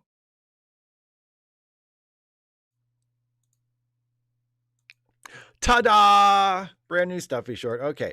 And yes, obviously that one was written this week. Usually with the Stuffy shorts, I write them way ahead of time because they're kind of evergreen. They don't really refer to any specific time during the year, but I realized that this was going to be the first live stream of the new year, and it was going to be literally the day after New Year's. So I thought, well, shit, I should do a New Year's themed one. So I whipped that one up earlier this week. So anyway, let me see. A couple of super chats came in while I was doing the member questions. I mentioned Debbie already. Thank you very much once again, Debbie, for your super chat. Rox1SMF sent in a super chat that said, Happy New Year, love your channel. Thank you very much. And then Don Quixote sent in their member message that said, sneaking this in while on break. Can't wait to get home and watch the whole show. Happy New Year. You naughty people watching my live stream while you're at work. All right. Let me see. I saw a couple of birthdays. Steve Chisnell says, I turned 41 today. Happy birthday. And Gareth McKee says, I'm 53 tomorrow. Happy birthday. Yes, Geek, you are bashing your head against a brick wall for that one. I mean, hey, I hope you break through as much as anybody. But I don't know about that. Word Nerd says, Jack is my favorite. No, Hans is, maybe Stuffy. I know exactly how you feel. I mean, okay, clearly Stuffy is my favorite, but I love Jack and Hans so very, very much. Gareth, if you're referring to Jack's voice, that's in theory, that's an Irish accent. But see, here's the thing. Jack is from Northern Ireland, but he's actually lived in the United States for so long that the accent is no longer like what it once may have been. So if Jack's accent has any sort of irregularity, it's because he's lived in the United States for so long. That's it. That's all. That's the explanation. Now it makes perfect sense. Kane20C says, as a recovering saxophone player, everything you and Jason said about them is 100% correct.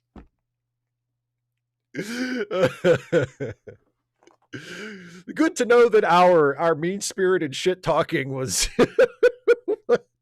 turned out to be correct. Okay, Geek, just don't get your ass fired, okay? Seriously.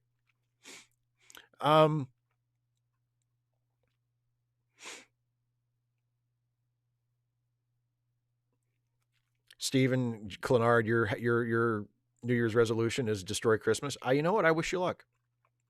I mean, I like Christmas, but I like to support people who have a dream, you know?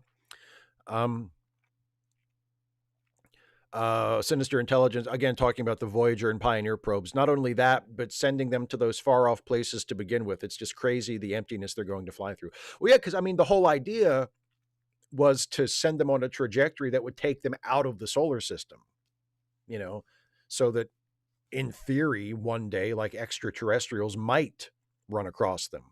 So yeah, I mean, and things in space are really far away. So yeah, there is an almost unfathomable amount of emptiness that they will be traveling through. And think about this, all that unfathomable emptiness that they will be traveling through is still more or less in our immediate stellar neighborhood. Like, that's how big space is. That's how big space is. That, as you mentioned Pioneer 10, like passing by Aldebaran in like 3 million years or something. And it's that cosmically, that's just like around the block, you know? I mean, that's, yeah, it's mind blowing.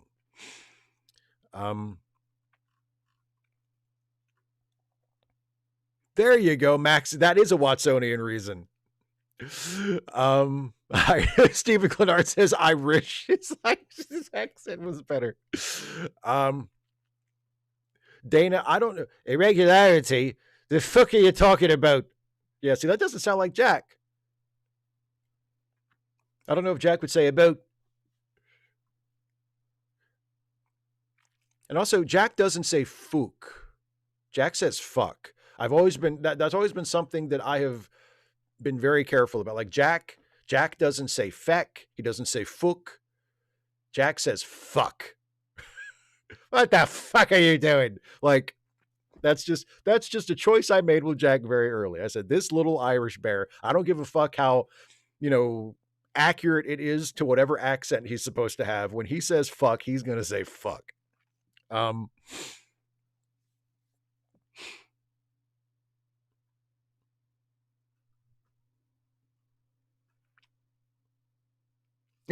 You're going to shit on my grave for that, Steven? I wish you luck. I wish you luck. You know what? After I'm gone, if you can find my grave and you want to take a shit on it, do so with my blessing. Unless that'll ruin it for you, in which case, forget I said that.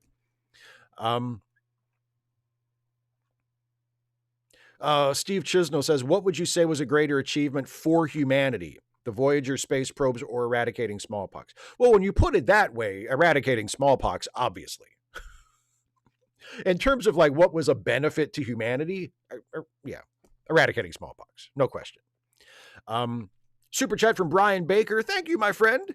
Hope my question wasn't too a-holy. Would you work in a writer's room for a Star Trek series? Oh, I don't think it was a-holy at all. No, it's a good question. I wish I had a more interesting answer for it. Would I work in a writer's room? I mean, that honestly, that would depend on how much money I was going to make. And I don't mean to say that in like a mercenary sort of way, but like, if I was just going to be a writer in the writer's room for a Star Trek show, I would have to be paid enough to make that worth it.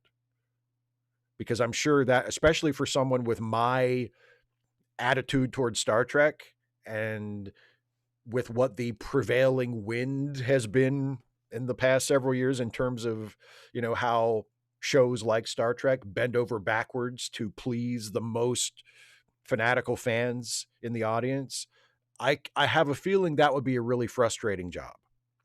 Or at least it could be a really frustrating job. So, it would take more than, hey, you want to write for a Star Trek show? Like, I would need to be very well compensated for that. A couple more super chats came in. Thank you guys very much. I appreciate it. Neil Klein, thank you very much, my friend, says, was curious about that almost klezmer music you used at the end of some of your videos. Happy New Year. I'm not sure what music you're talking about. There used to be there were a couple of Kevin MacLeod pieces I used to use. And the music at the end of the Stuffy videos is a Kevin MacLeod piece called Mining by Moonlight. I always use that at the end of the Stuffy videos. I'm not sure exactly what you're referring to.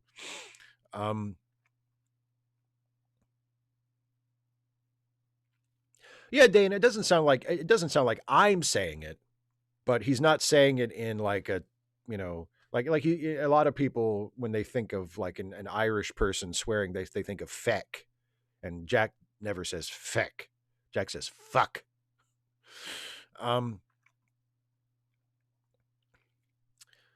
Super chat from Agent Meister. Thank you very much, my friend. What's your favorite Michael Wincott performance?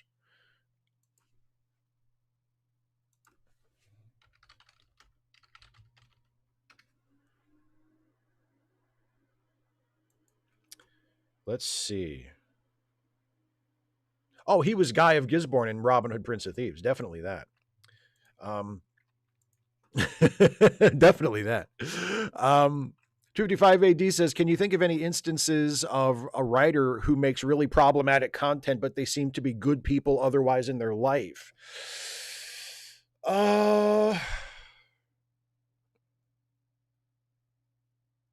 Not off the top of my head. I mean, I'm sure that such a person exists. Yeah. Oh, Air One Fire. Boy, that hurts, doesn't it? Temporarily eradicating smallpox. Boy. Oh, God. Yeah. Jesus. Oh, Jason's here. How about you take a vacation this year and come to California to see your best friend? I would love to do that. I think we talked about this on the phone. I am seriously thinking about doing that one way or the other. My dream is to get a new vehicle this year.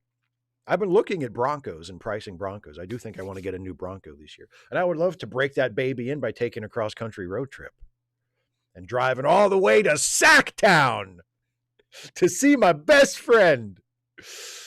I'm not promising anything, and I don't have any, I'm not making any concrete plans yet, but I would seriously really like to do that. And if I can't drive out, then, fly or whatever people do. Word nerd, the music that goes do do do do do do do. Charitylinks.page, geek. Charitylinks.page. I was going to remind everybody about it.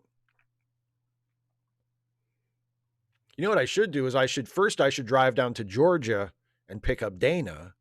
And then we should both drive to California and visit you, Jason. And we can sleep at your house. We could stay. Oh, man. One of us could sleep on the couch and one of us could sleep on the floor. Or no, this is even better. Make your wife sleep on the couch and we can sleep in the bed with you, buddy. We can all snuggle up under the covers and you can be in the middle. We'll make a Jason sandwich. Oh, God, it'll be so great. No. If I do come to visit you, I'm staying at a hotel. No offense. I'm not staying at your house, but I would say, but I would really like to.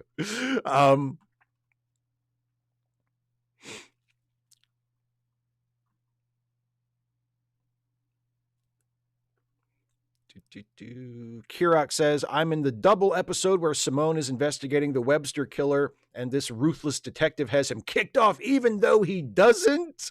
He doesn't what? Oh, God, I have to wait for the end.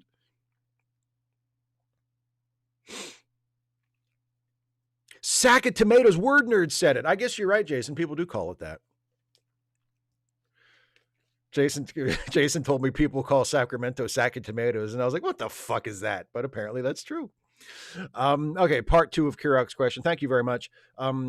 Think this is Webster, great two-parter. Also, that actor is the same who played Sergeant Jerk in the Quantum Leap Lee Harvey Oswald episode. I kind of remember that.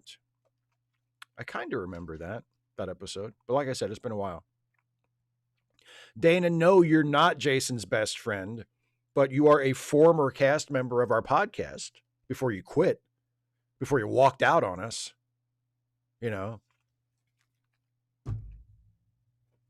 before you gave us all the finger and said, fuck you and your podcast, I'm out of here. And you just fucking walked. And we cried and we begged you to come back. And you just said no.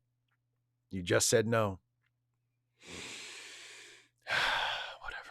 I'm over it.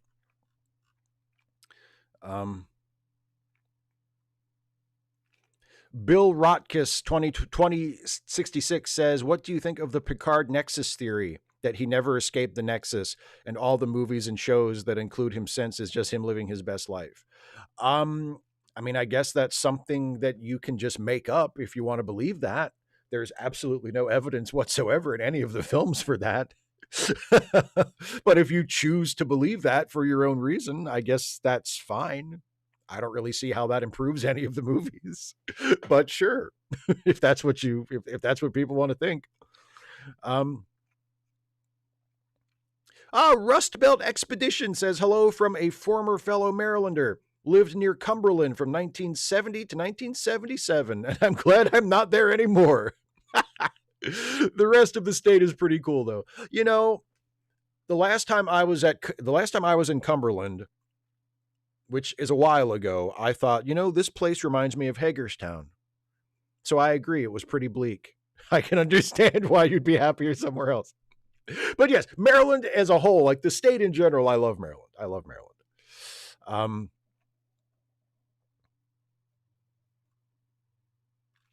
Oh, 25580, Zack Snyder as an example of someone who seems like an okay guy personally, but makes problematic stuff. Yeah, I guess.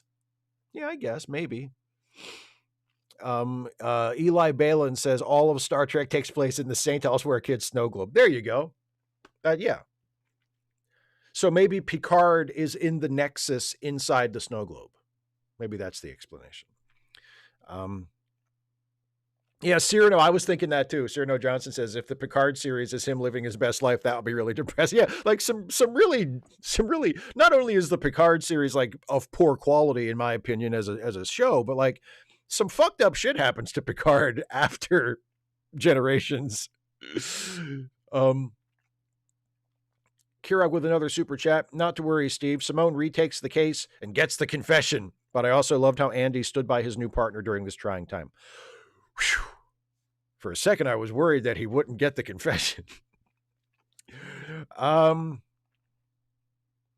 Lett says, okay, Steve, the leadoff Patreon channel member, William, his tag phrase, you ought to know by now. If I remember correctly, that was a line from Anthony's song, Moving Out by Billy Joel. Yes, I believe you're correct. You ought to know by now. You ought to know.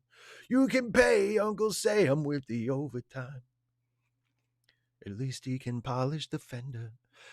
Thinking Cog says, I got Tracks 2 from Springsteen over. Well, cool. I don't know if I have that one. In fact, I think I might only have the first Tracks that he released. And he's released a bunch more, hasn't he? Is Tracks 2? Tracks 2 is not the most recent one, is it? I don't know. But yeah, but awesome. Good. Rare Springsteen, or not, I guess not rare anymore because it's an official release, but less frequently heard Springsteen, we'll put it that way. Good for you. Picard is in the Torment Nexus, Blade. Well, that's an interesting supposition. Aren't we all in the Torment Nexus? The entire planet Earth fell into the Torment Nexus at some point.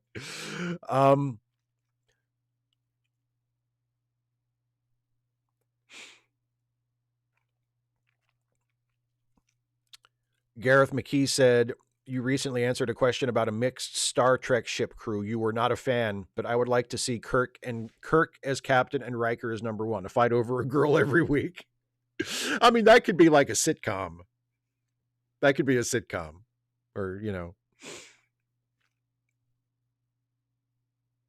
that's my something. I don't know. We'll think of it. 255 AD says, does it surprise you that not all Nazi officials were permanently banned from holding elected office in Germany? I looked into it while researching my question. It surprised me.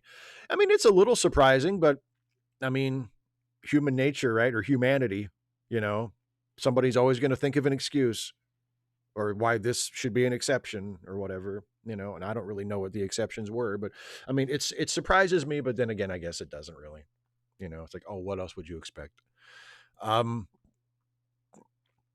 Kirok with another super chat. Thank you very much for the super chats tonight, my friend.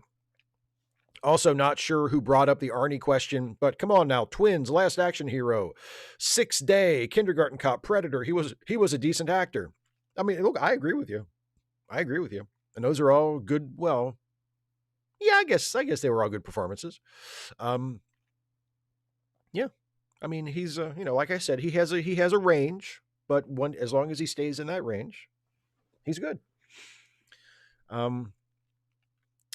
Super chat from Austin LaPlante. Thank you very much, my friend.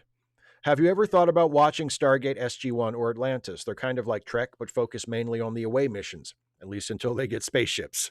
Just avoid Universe or the cartoon. They're pretty bad.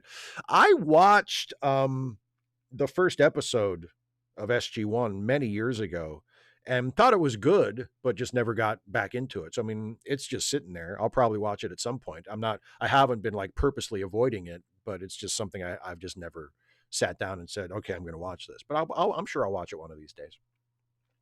And Yvang Deep Space Nine says, Would you consider doing a YouTube series where you take the worst episodes of Star Trek and rewrite or reimagine them so that they're actually good? I really enjoy your Star Trek reviews. I've done that a few times. I don't know if I would want to do it often enough that it would be like its own series, because I have to have an idea for it. You know what I mean? Like I've done videos that were just me pitching rewrites, but I have to have what I think is a good idea for it. And I have to be careful. I don't want to do them too often because I really like the thing about that is it's just vanity. You know, it's just mental masturbation. Because the truth is you don't know. I can say, here's an idea that would for, you know, the I think I actually did this one. Here's my idea for a different series finale for Star Trek Enterprise that would have been better than what they did. Right. And I try and I make it clear in the video that, you know, what I'm about to tell you, which is like, this is, you know, this is just a self-indulgence. Like the truth is you don't know. Like I can say, oh, well, here's how they could have changed Code of Honor and it would have been better. Is what I come up with better than one of the worst episodes of anything ever?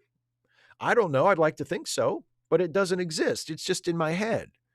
And it's really, really, really fucking easy to imagine that your non-existent episode would be way better than the episode that people actually made. So I feel like it's very important to keep that line as bright and clear as possible. Like this is not me saying, this is my idea, and clearly it would be way better than what those chumps who made the real episode actually did. Like you don't know. You're just imagining it. Like the episode that I am pitching does not exist. It's not a real thing. Nobody made it. So you're just taking my word for it that it would be better than what they actually made. And I don't even actually know because it doesn't exist. Right. But yeah, I mean, and would I do more of those? Because I think I did one. I did one for the Voyager series finale. I did one for the Enterprise series finale. I did one that was a fan commission several years ago when I was taking fan commissions for a year, where I rewrote the TNG episode Pen Pals to make it a Wesley episode instead of a Data episode. And that was a fun exercise. So, I mean, if I had an idea for one that I thought would be interesting to share, I would do it, but it would just be on an individual basis occasionally. I don't think I'd want to do it as like a regular series. Kirok, no retro reviews for the last 2 weeks. I'm doing one next week. I took the last 2 weeks off. The next retro review is next week. And it's the theme of the first batch of the year is Klingons, and it's a review of Errand of Mercy. So yeah, but I said that at the end of the last retro review that I'm taking off Christmas week and New Year's week, and the next week they are back on a weekly basis as usual.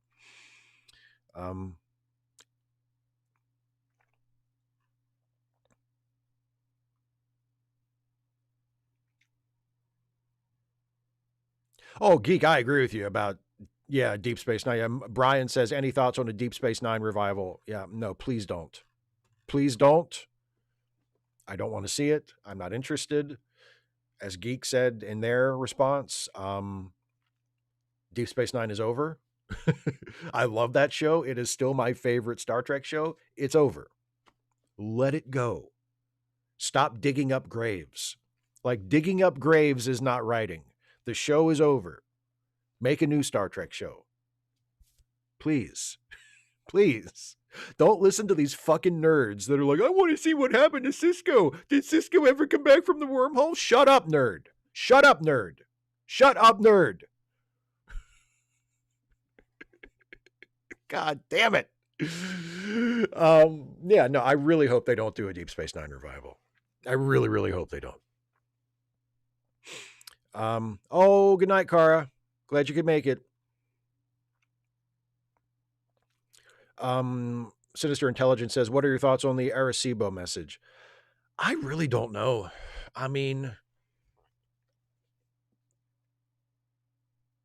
yeah, it's the truth is it's probably nothing, you know.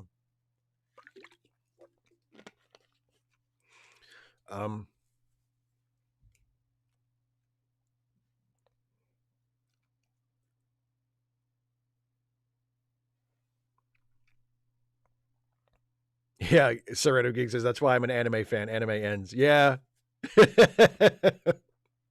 I mean, that's the thing. Things should end. Stories should end. You know? Like just because there is some opening where you can be like, "Oh, we could do it about this. We can bring it back and do," like, no, you don't need to do that. And the thing that's really frustrating about wanting to do that in Star Trek is that Star Trek already set what I felt was a really good precedent of when they wanted to do new Star Trek, they did new Star Trek. You know? Like when they wanted to do a spin-off of TNG, they created a completely different show. You know? And then which was Deep Space Nine. And then when they decided that they wanted to do another one after that, again, they created a completely different show. And as all of you who watch my stuff regularly know, I have plenty of problems with Voyager. But Voyager was a complete, in terms of the characters, in terms of the setting, in terms of the premise. Nobody on Voyager is like anybody's child or sibling. Nobody on Voyager is a leftover from TNG or Deep Space Nine. Everybody's new. They're new characters. It's not another Enterprise. It's a completely different ship. And they're all people that we've never met before. And Star Trek used to do that. And I really wish that it would get back to that as the default setting. You know, make a new show with new characters, no legacy characters whatsoever. Not the Enterprise F or G or H or whatever the fuck. No, just make a completely different show. That's under the Star Trek umbrella. That's a Star Trek show that has starships and Klingons and the Federation and blah, blah, blah, like all the typical Star Trek stuff. But new people, new stories, new planets, new missions. Instead of, oh, I wonder what's going on over here from this TNG episode. Like, Jesus fucking Christ. Stop writing the shows only for the people that go to conventions to get autographs. Like, that's why the fucking franchise, that's why, not just Star Trek, but a lot of stuff. That's why everything seems to be shrinking. Because you're making it shrink, because you're making it small by narrowcasting it to people that are already there instead of trying to grow the audience and create something that might have an appeal for its own sake instead of an appeal just because it's an appendage to something that people liked 30 years ago, you know?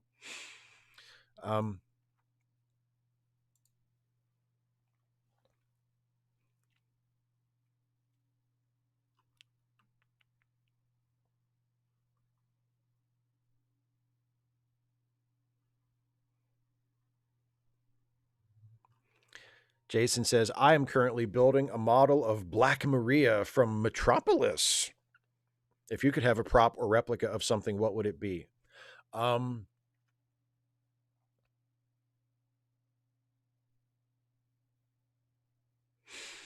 trying to think.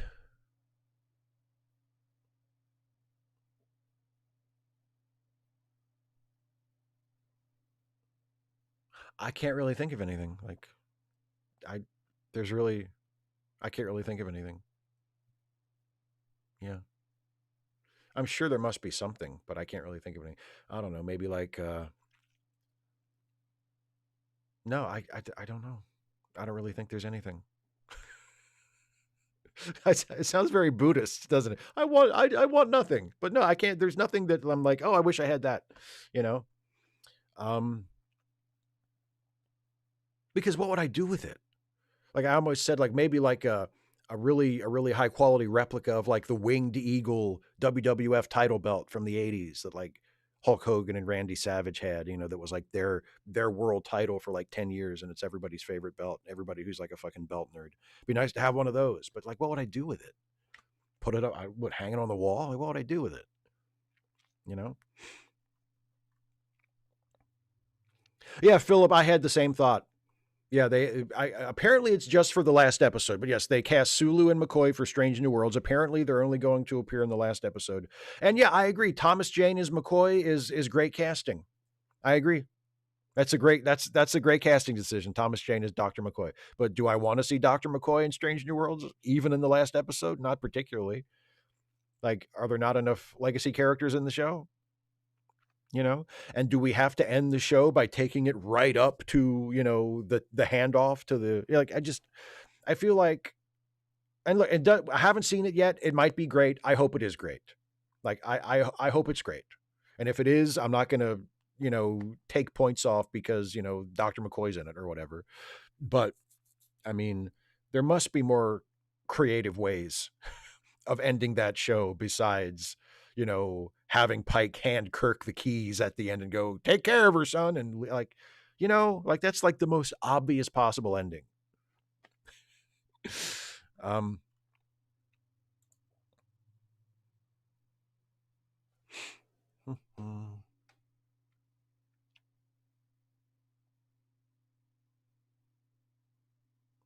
Well, there you go. Captain Kyle says, I would like a model of the Rocinante. There you go. Someone asked earlier on, someone asked about if I'd seen The Expanse or if I had watched the show or read the books. I've never read the books. I did watch the show. I thought the show was great. I thought The Expanse was a fantastic show. Jacques Pullimer says, if you had a championship belt, you could wrestle for it. Could start my own wrestling federation. And of course I would book myself as the champion, because what self-respecting wrestler who starts a promotion wouldn't book themselves as the champion right away. Austin LaPlante with a super chat says, I get what you mean, but there are also sci-fi properties that poof out of existence because of one bad entry. Battlestar Galactica comes to mind, but Caprica was a wet fart of a show and the franchise died. Okay. I mean, I don't think we're in danger of Star Trek poofing out of existence at this point, but I mean, a show with a bunch of legacy characters can be crummy just as easily as a show with original characters. Rust about Expedition. Now, this is a good question. Along the lines of Star Trek bringing over old characters from older shows, do you think Worf should have been brought over to Deep Space Nine from TNG? I think he was a good addition. They made it work. This isn't, and again, there's an exception to every rule. And I mean, even beyond that, for me personally, my number one rule is it good? Does it work? And Worf on Deep Space Nine worked. They made it work, especially after he'd been there for a little while and they figured out what they wanted to do with him, where his character was going to go, how he was going to fit into the overall, puzzle of the show. Worf wound up being really good on Deep Space Nine. So that's an example of, it's something that I, as a rule, don't like, but they made it work. And honestly, Strange New Worlds is a really good example of that overall. I mean, I was disappointed in the most recent season, but seasons 1 and 2 of that show are pretty goddamn great. And on paper, it's exactly the kind of show that I should hate, because it's a prequel and it's a bunch of legacy characters. And it does, I mean, the first and second season don't do this nearly as egregiously as season 3 did, but there are still the occasional little winks and references to other Star Trek stuff that I just have no patience with. But it works. It works because it's a great cast. They're all fantastic actors. They have fantastic chemistry together. The ones that are playing legacy characters are given enough freedom to play them their own way. It doesn't usually feel beholden to canon or established stuff. It's allowed to be its own show narratively and in terms of plot and stylistically. It's one of those things that on paper you would think I would hate it, but I love it. It's my favorite new Star Trek show because it works.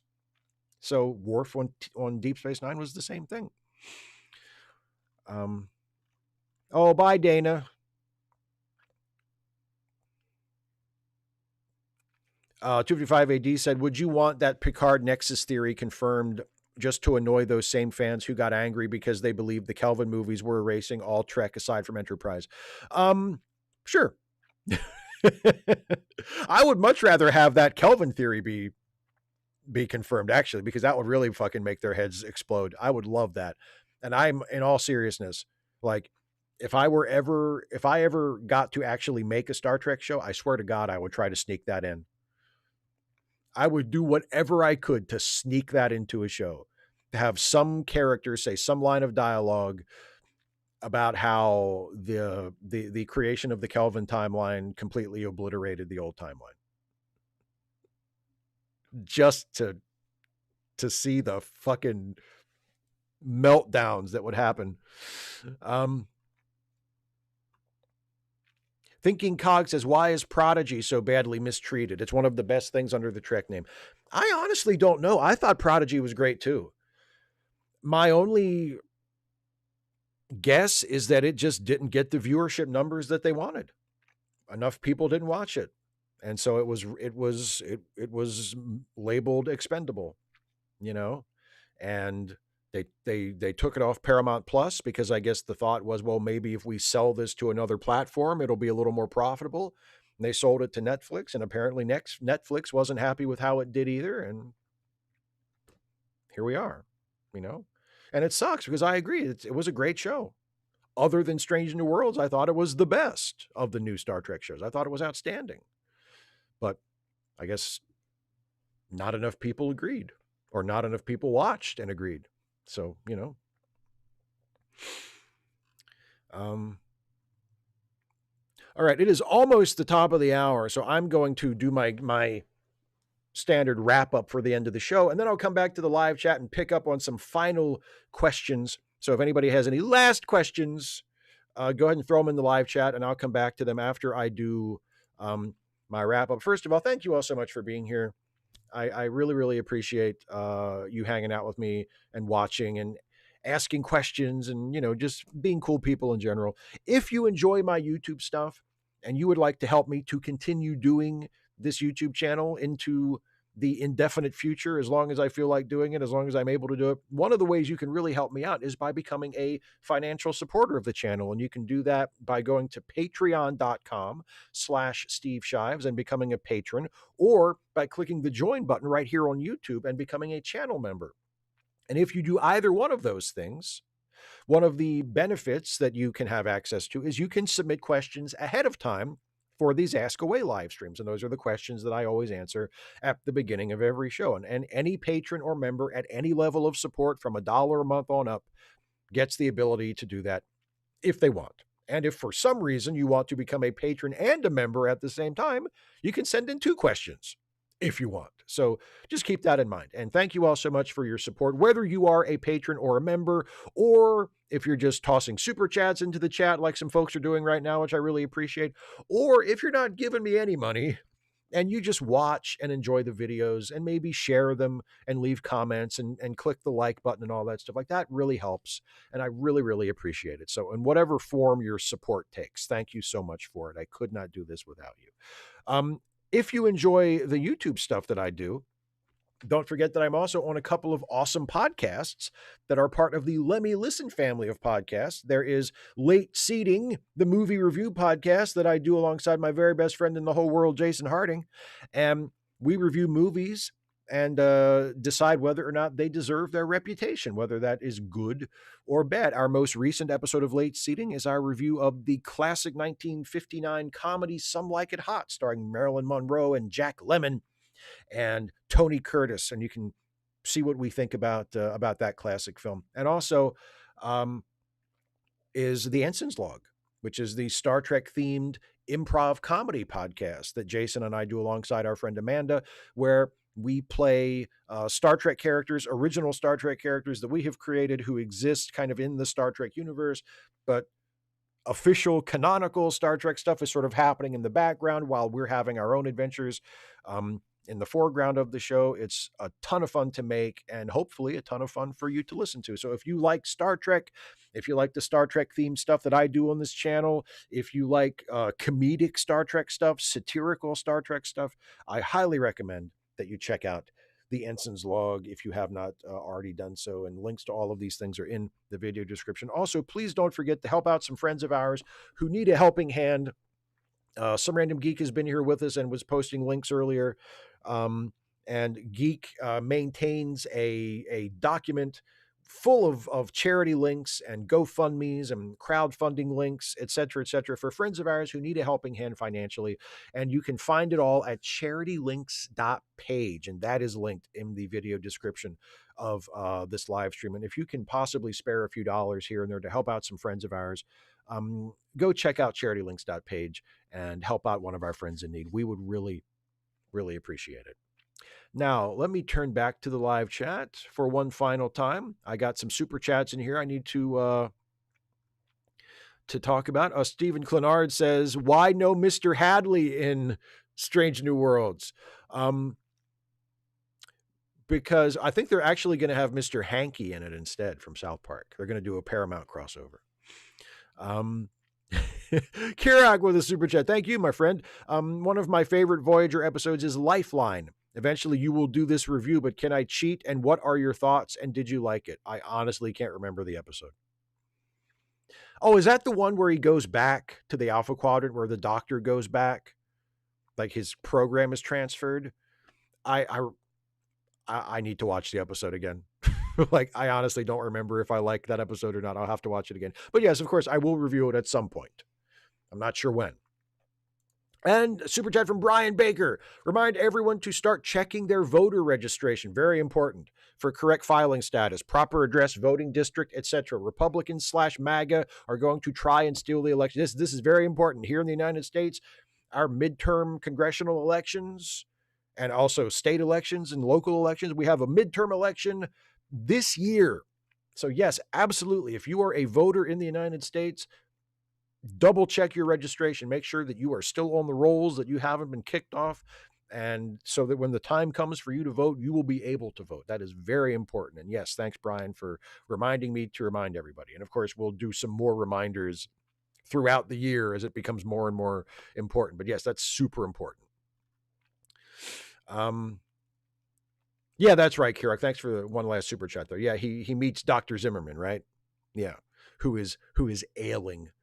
255 AD says the first Stargate spinoff was set on another planet because they thought otherwise fans would ask, why don't they call SG1? Should the answer to that just be SG1 is a different show?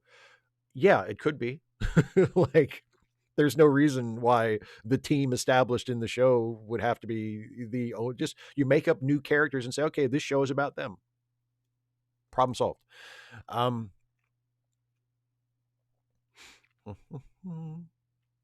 Mr. Hank, yeah, you're right, Jacques. Mr. Hanky leaves his mark wherever he bounces.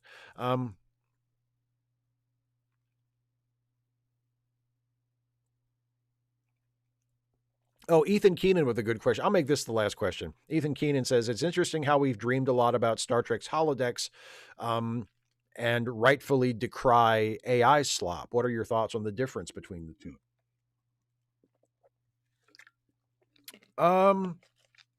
That's a good question. I think,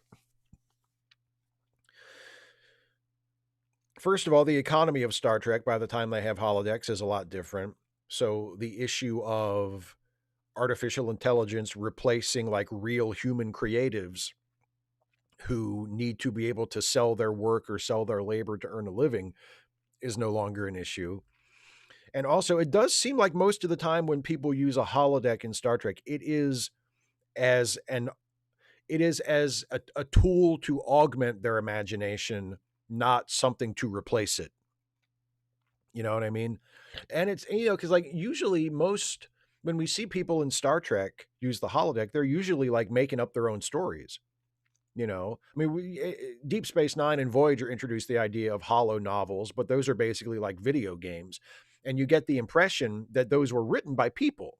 Like a person wrote a holo novel, and then the holodeck is just the platform on which you play it. So it's a little, it's more like virtual reality than artificial intelligence. Although there is clearly some artificial intelligence involved, because you can just tell the holodeck, hey, create a replica of this city in this year. And then you can just walk around and interact with people. And you get the impression that these things are being generated, by the computer for that program. So there is some, crossover. There's some parallels there. But I think the main thing is the holodeck just doesn't seem like it's being pushed as a replacement for human ingenuity and human imagination, the way a lot of people are seemingly pushing AI as though that would be a good thing. Like, you don't have to be creative anymore. AI can do it for you. And that's not what most people want. So yeah, I believe that'll do it. I'm going to call it a night. Actually, I'm not going to call it a night in terms of go to bed. I'm going to go have a bowl of soup. I made soup in the slow cooker, and it's been sitting there for hours, and I think it should just about be done. So I'm going to go have myself some soup, and hopefully it will be good. Hopefully it will have been worth the wait. So thank you all so much for hanging out with me. Thank you for being here. Have a good night. Have a good weekend. And I will see you next time. Take care, everybody.